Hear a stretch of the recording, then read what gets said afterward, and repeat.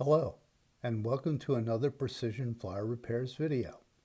This one is a New Haven Railroad Jamboree or Extravaganza, you decide, and I wanted to share it with you. These engines were sent to me by a customer, and all four of them required considerable work, but I think turned out very nicely.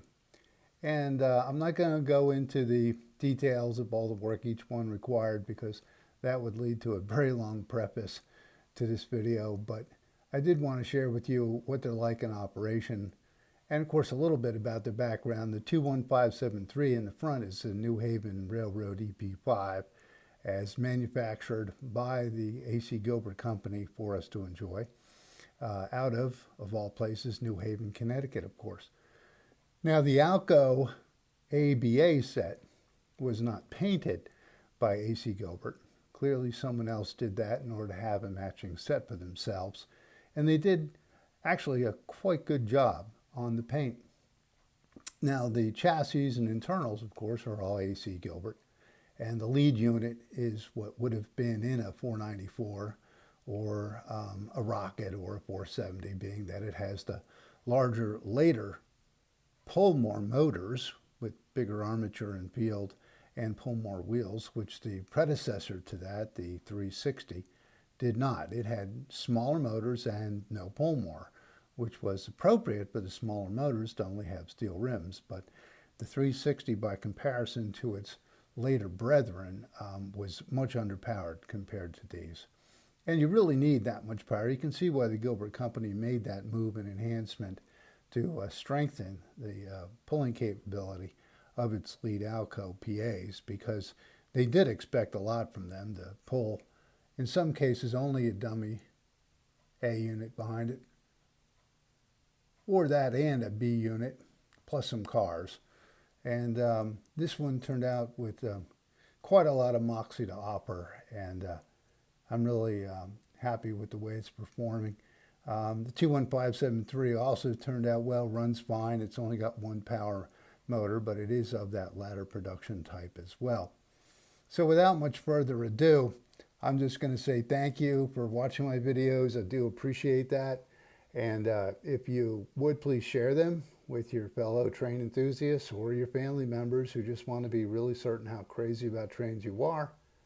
And subscribe to my channel, click the bell and all to be notified anytime I post new material.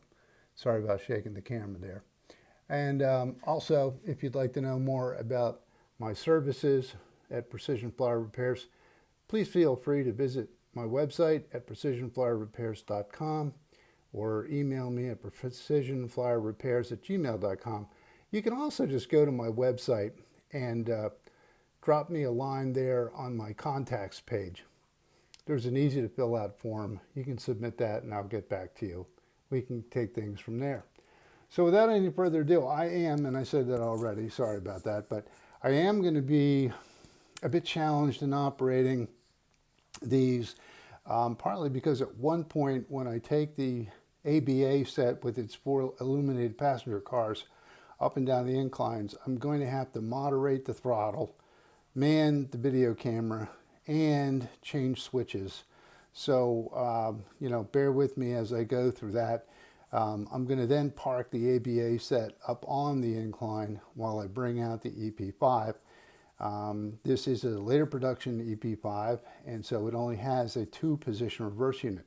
It either runs forward or reverse. It has no neutral, so there's no way that I could park it somewhere. So let's see these two in action, and I hope you enjoy them. Here we go. Alrighty.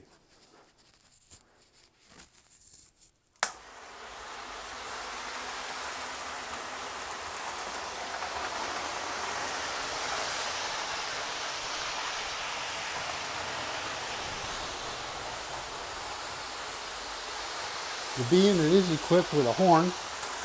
I'll sound that off for you here.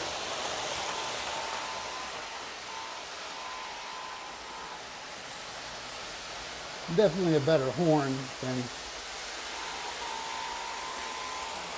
what that same apparatus is called an air chime whistle on a steam engine. And I'll try taking it up the incline. This is where it gets a little tricky.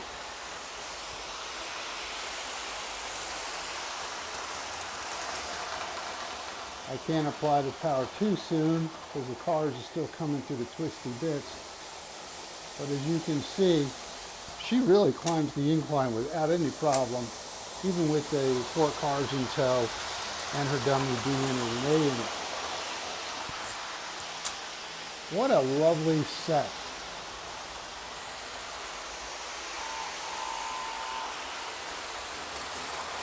And there you have it.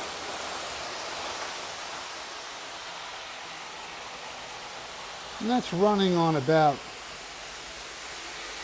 12.5 volts or so. It's flying.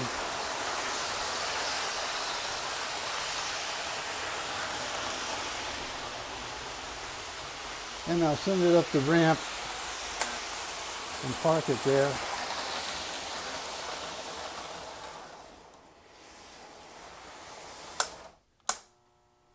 I'll leave it there momentarily. Now I don't know what travel position the EP5 is going to release itself out of that siding with, but we'll soon find out. Bear with me. Here we go. Oh, look at that. Luck would have it. She's going forward. Just as I planned. And there you have it. What a sweet runner.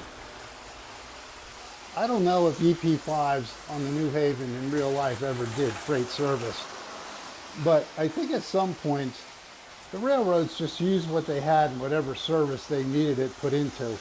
So I'll bet somewhere you can actually find a video or photographs of an EP5, New Haven EP5 pulling freight just like this one is now, and rapidly I might add. So there you have it. Our New Haven Railroad extravaganza for today, from Precision Flyer Repairs to you. And thanks for watching.